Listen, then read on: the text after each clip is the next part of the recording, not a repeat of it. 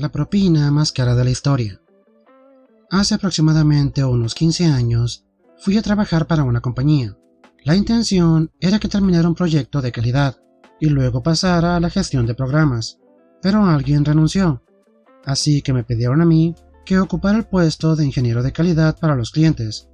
Eso significaba que todos los meses viajaba a las instalaciones de los clientes, realizaba el primer análisis de productos defectuosos y recibía muchos gritos. Era un asco.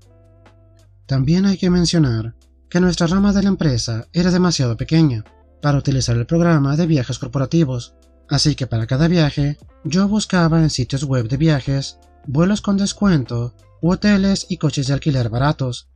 Era ridículamente enérgica en la búsqueda de buenos precios. Si el coche más corriente costaba $32 al día y había un coche no tan corriente a 34, yo escogí el de 32, solo para ahorrarle $2 a la empresa. Un buen viaje hace varios meses fue particularmente horrible.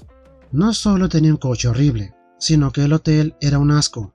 Mis zapatos se pegaban a la moqueta de mi cuarto, y la aleta de seguridad de mi puerta era de plástico. Además, estaba en la peor zona de la ciudad. Me preocupaba mi seguridad, al punto que terminé empujando un pequeño sofá contra la puerta y durmiendo en él. Para colmo de males, estaba enfermo. Tenía una mucosidad que me tapaba las fosas nasales, y me hacían querer quedarme tumbado en la cama. Normalmente hubiera cancelado el viaje, pero el cliente estaba indignado porque seguíamos repitiendo defectos, y exigía que alguien estuviera ahí. Hacía este viaje todos los meses, y una vez por viaje comía en un restaurante de bistecs. Era un sitio bien conocido. La gente que trabajaba ahí era estupenda, y me ayudaba a tener esa conexión. Durante este viaje en particular, cuando fui al restaurante de bistecs, claramente estaba enfermo y abatido, y los trabajadores se ocuparon de mí.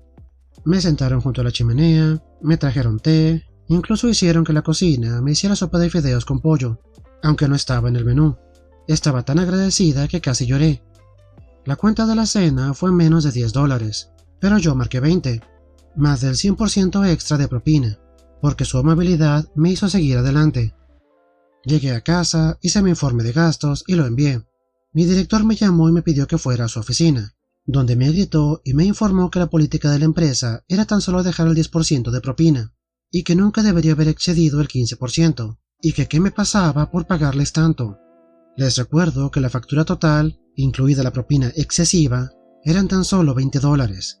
Todo esto me destrozó. Bueno, destrozó mi lealtad a la cuenta de resultados de la empresa, así que les pedí que me dieran la política de viajes de la empresa, donde se explicaba la política de propinas, y a partir de ese momento seguí exactamente la política de viajes de la empresa.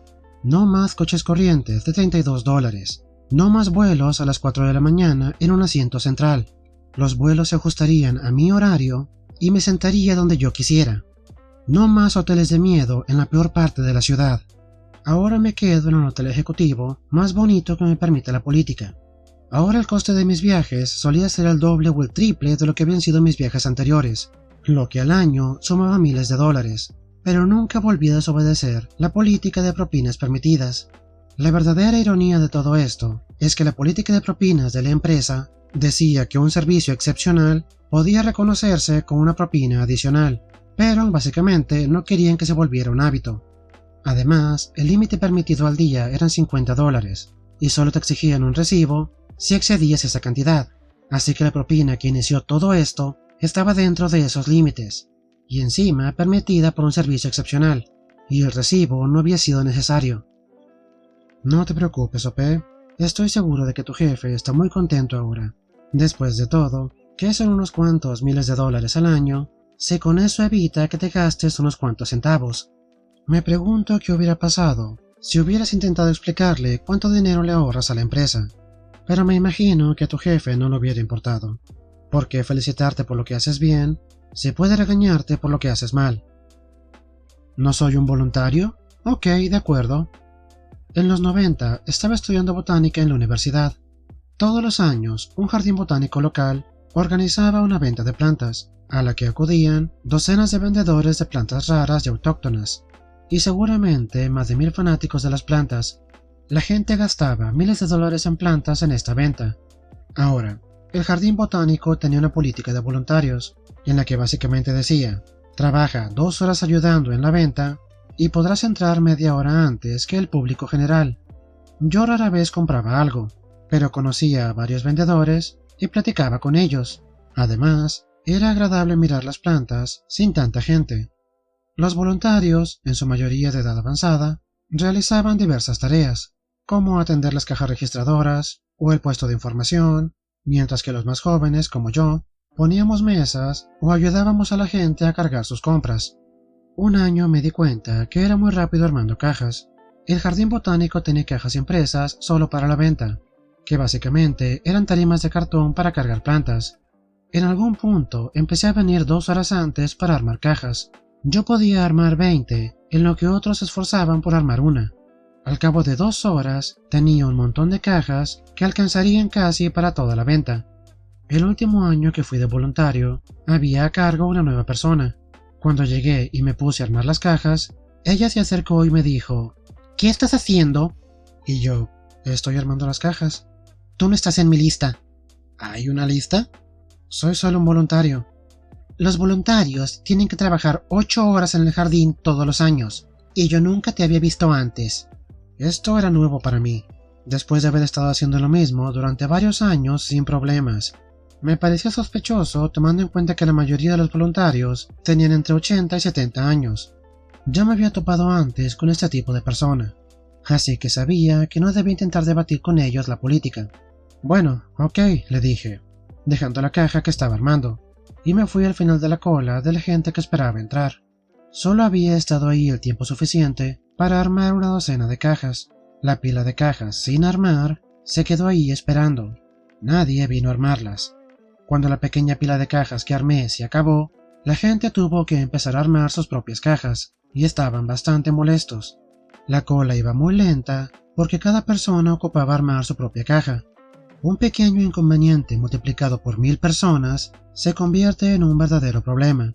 Lamento que el público tuviera que llevarse la peor parte. Es tan clásico de jefes nuevos intentar hacer valer su autoridad sin siquiera ponerse a pensar lo que están haciendo. Igual que en la historia anterior, si la persona a cargo se hubiera detenido por un momento y analizara con cuidado lo que estabas haciendo, se hubiera evitado un problema enorme. Y sí, es una lástima que los que acabaran perdiendo fueron las personas que asistieron al evento. Esperemos que más de uno se haya quejado. Tiene que pagar en esta máquina. Legítimamente me duele escribir esto, porque me encanta esta barbería, mi barbería.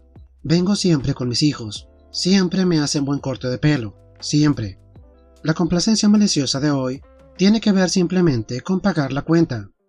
Un caballero me hizo mi recién actualizado corte de pelo, estilo Cable de Deadpool. Como siempre, quedó genial. A mi hijo, de 16, también le hicieron un increíble corte de pelo. Su corte tomó más tiempo. 3 personas más obtuvieron su corte en lo que él se hacía el suyo. Como su corte tardó más, esperé hasta que ambos estábamos listos para pagar. Cuando es tiempo de pagar la cuenta, mi hijo camina hacia mí. Tenía el dinero en mi mano cuando estaba revisando su corte, y de repente escucho a un hombre gritar: «Señor, señor, oiga, tiene que pagar». Ok, de acuerdo. Empecé a caminar hacia él, con el dinero en efectivo claramente visible, pero él no me estaba viendo. Me dijo: «No puedes no pagar. Ven aquí y paga inmediatamente». Intenté darle el dinero, pero él me lo quitó de un manotazo. El manotazo fue tan fuerte que 2 billetes se cayeron al piso. Luego me dijo: «Tienes que pagar en esta máquina», golpeando la máquina con fuerza con su mano. En este punto yo estaba enojado. Además, también estaba avergonzado. Se podía sentir la incomodidad, iniciando la complacencia maliciosa. Yo estaba iracundo, y según un comediante olvidado, eso es 4 niveles más arriba que enojado. Decidí, con la mano aún adolorida, que este día me iba a defender. Golpeé el dinero como él golpeó mi mano directamente en su máquina. Me puse a levantarla, moverla. La máquina era un escáner de tarjetas, buscando un agujero donde meter el dinero.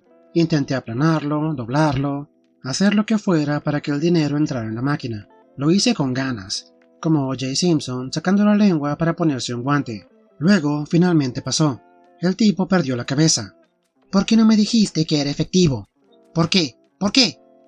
Pude haber discutido, pero me le quedé mirando, sabiendo que se iba a volver loco. Y lo hizo. pero no en la forma que yo esperaba. Lanzó mi dinero por los aires, gritó y se alejó empujando sillas de barbero, en las cuales aún había gente sentada. Todo el mundo le estaba gritando. Hubiera sido más entretenido si no fuera que estaba preocupado de que este tipo iba a acabar esposado al final del día. Yo no me quedé para enterarme. Y sí, a ambos barberos les di una propina de $8, aunque van a tener que juntarlo del suelo.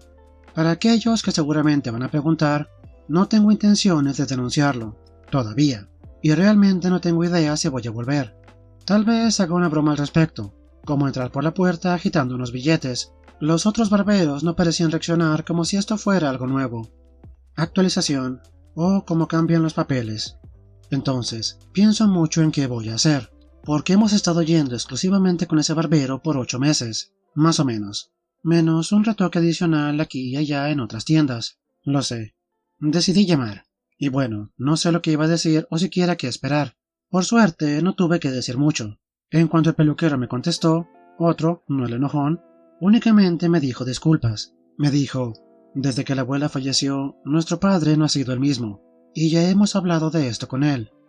Añadió un montón de excusas relacionadas con su edad que consiguieron que se ganara mi simpatía, y me hicieron ver las cosas bajo una nueva luz. Bueno, la luz ya tenía rato brillando. Supongo que solo me abrieron los ojos. Debería haber visto las pistas. Le tomaba mucho más que a los demás hacer los mismos cortes. También habían puesto su silla en el fondo en una esquina. Había señales que claramente ignoré. Siendo un individuo de edad avanzada yo mismo, no quería encasillar a esta persona por su pelo de sal y pimienta, y debería haber dado un paso atrás en lugar de torear a una persona de más de 60 años. Definitivamente estoy apuntando esto como un mulligan, para los dos. No entendí esa última parte. No sé lo que sea un mulligan. Ope, eres una mejor persona que yo, porque definitivamente yo simplemente no hubiera vuelto. Entiendo que está pasando por mucho, pero aún así no siento que justifique su comportamiento. ¿Qué clase de persona se porta así en su propio negocio? No estoy diciendo que esté mal o que no se lo merezca, solo estoy diciendo que luego de ser tratado así, no volvería a ese negocio, sin importar cuánto tiempo haya sido un cliente o lo excelente de su corte. Me despidieron, y eso le costó a la tienda aproximadamente $30,000, posteado originalmente en el subreddit de antitrabajo. Estaba trabajando un segundo empleo, en una pequeña tienda de comestibles y carnicería local. Tan solo era algo de unas noches por semana, para pagar las actividades de mis hijos. Me contrataron como cajera. Sin embargo, la persona que al final del día desinfectaba y limpiaba la carnicería renunció, y en lugar de contratar a alguien para la limpieza, los dueños decidieron que los cajeros podríamos hacerlo entre cliente y cliente. El dueño se la pasaba en su oficina, viendo la tele y perdiendo el tiempo, y cuando entraba un cliente sonaba el timbre de la puerta. El jefe llamaba a la zona de carnicería para que la cajera viniera a atenderlos. Cuando llegué a mi turno a las 6 de la tarde y me informaron de la nueva organización, yo les dije que no me contrataron para limpiar la carnicería, me contrataron para atender la caja registradora y resortir las repisas. El dueño entonces me dijo que o limpiaba la carnicería o podía considerarme despedida, y se marchó caminando. Yo dije, de acuerdo, tomé mis cosas y me fui. Al parecer, el dueño pensó que yo había cedido y que me había puesto a hacer la limpieza, así que cada vez que entraba un cliente a la zona de carnicería, el jefe llamaba, pero como era solo una chicharra, no se dio cuenta hasta 2 horas después que nadie estaba atendiendo. Aparentemente, saquearon toda la zona de licores, de cigarrillos y rascaditos de lotería.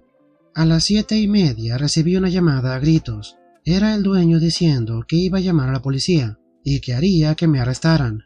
Sí, claro, cómo no. Pero el dueño sí llamó a la policía. Les dijo que quería que me arrestaran como cómplice del robo a la tienda, porque simplemente me había ido. Los policías me pidieron que fuera a la tienda, cosa que yo hice, y les expliqué que el dueño me había despedido, así que simplemente me fui a casa, y que las cámaras de vigilancia lo demostrarían. Los policías revisaron la cinta, y estuvo más claro que el agua. El dueño me había despedido. Calculo que aproximadamente le robaron $30,000 en mercancía. Otra vez, típico de un jefe abusivo. Usan el despido como un arma, porque piensan que solo vives de tu empleo. Por fortuna, tu jefe no sabía que este era un segundo empleo que utilizabas para permitirte cosas extra, así que la amenaza de despedirte no tenía ningún efecto. Bien por ti, OP, bien por ti.